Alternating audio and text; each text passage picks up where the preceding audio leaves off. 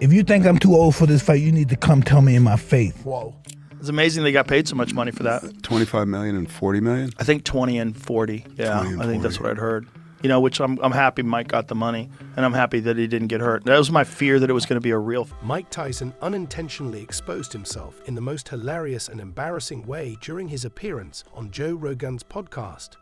Remember the buzz about a scripted fight? Turns out it wasn't just a rumor.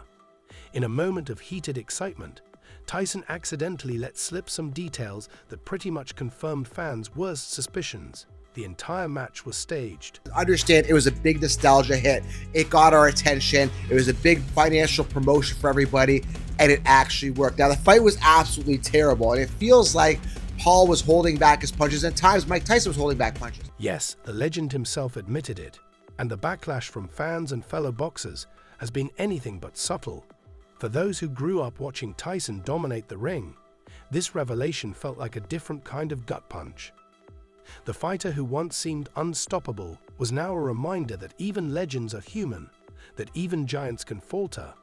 And yet, isn't that what makes him more relatable than ever? How many of us have faced moments where we felt the weight of our own limitations?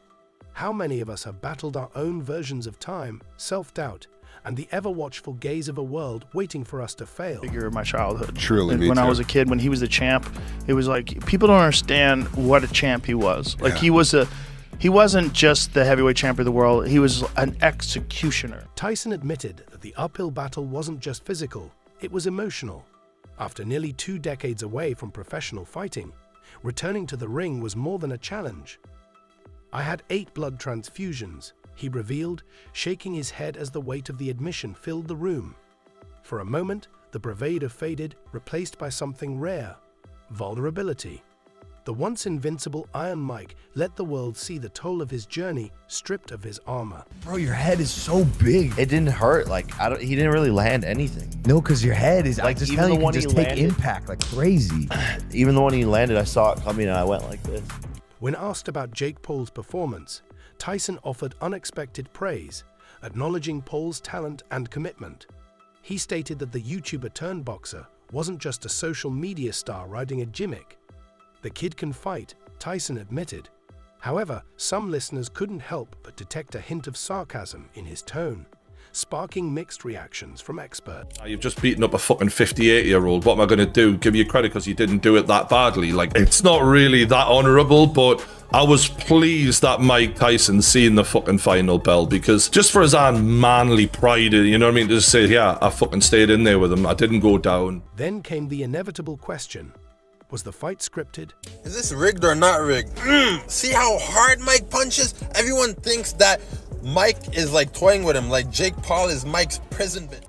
At first, Tyson was quick to dismiss the speculation, calling it nonsense.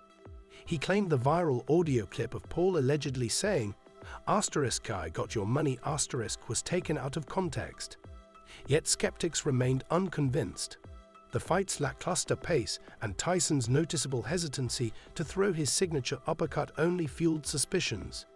Critics argued the match felt more like theater than a genuine competition. Even Tyson's most loyal supporters couldn't ignore the glaring inconsistencies in his typically aggressive fighting style. So to answer your question, 100% this was fixed. They sat it out and talked about it. It went to decision because that was a neutral way to end it, and it went the full 8 rounds to keep people entertained. They didn't want it to end quickly. 100% it was fixed. It was smart on them, a big money grab. Joe Rogan pressed Tyson on whether he saw Jake Paul as the real deal or just a savvy marketing genius. I watched the guy's face, and I watched that confidence bleed from his face instantaneously. Yeah. He had absolutely lost the fight long before Mike had ever gotten in the ring. Tyson, ever the pragmatist, admitted that Paul's ability to sell a fight was undeniable. "That's half the battle these days," he remarked, noting how boxing has become as much about showmanship as skill. Yet, even as he praised Paul's promotional savvy, Tyson couldn't entirely shake the doubts surrounding the match. For every compliment he gave Paul, there was a subtle undercurrent of self-awareness about how the spectacle might impact his own legacy. You know, Shannon, you're Super Bowl champion. You know what I'm saying? We've been covering sports, I've been covering sports for 30 years. It's one thing for an exhibition here, there, whatever, but you can't continue to be allowed to build a career without getting into the ring with fighters. If I remember correctly, correct me if I'm wrong, Shannon, I think the Mexican monster himself, David Benavidez, I might be wrong, but I think it was him. He said, I'll fight him. Now, this is a man that fights at 168, Molly. Jake Paul was in the ring at 228. For fans of the once dominant champion, watching Tyson struggle in the ring was a bitter pill to swallow. His movements were slower, his punches lacked their trademark ferocity, and his energy seemed diminished. The performance was a stark reminder that time spares no one, not even Iron Mike. The fight left many questioning why he agreed to it in the first place. Was it a final hurrah, a financial necessity, or simply the allure of the spotlight won last time? Whatever the reason, the outcome served as a sobering reality check. The backlash didn't stop with Tyson, though. Jake Paul also faced his share of criticism, with many questioning the legitimacy of the match and his role in it. Like, he was walking with a cane just like a year and a half ago. Yeah, but he was really out He of had shape. bad sciatica. Bad sciatica. Yeah. Oh, I didn't know that. Yeah, real bad. You know, it wasn't that long ago that he was, you know, I mean, when I first met him, he was very, very heavy. He was not working out at all, and I asked him, how come you don't work out? He goes, I don't want to ignite my ego. Analysts accused Jake Paul of holding back, suggesting he could have ended the fight if he wanted to. The leaked audio clip only intensified the controversy, with some seeing it as evidence that the bout was nothing more than a cash grab. Social media erupted, with hashtags like *hashtag, scripted fight *, trending as fans dissected every moment of the match. While Paul's defenders argued that his rising star was bringing fresh energy to boxing, purists viewed it as a betrayal of the sport's integrity. No, listen to what I'm saying. I'm saying he was in the ring at 228, and you got a cat 60 pounds lighter than him saying, I'll fight you. You know why? Because what they're saying is, when you gonna fight real box? The fight's conclusion, marked by Jake Paul bowing to Tyson in an awkward gesture of respect, left a sour taste in many mouths. The crowd's boos echoed a shared sentiment. This wasn't the Mike Tyson they remembered. The man who once struck fear into his opponents now seemed like a shadow of his former self. Tyson admitted that losing in front of a packed stadium was humbling, but he remained defiant in his belief that stepping into the ring was, in itself, a victory. Despite all the controversy, one thing was clear. The fight was as much about entertainment as it was about boxing. Tyson's willingness to participate in such a spectacle raised questions about the future of the sport. As crossover bouts and celebrity matches continue to gain popularity, the line between authentic competition and staged drama becomes increasingly blurred.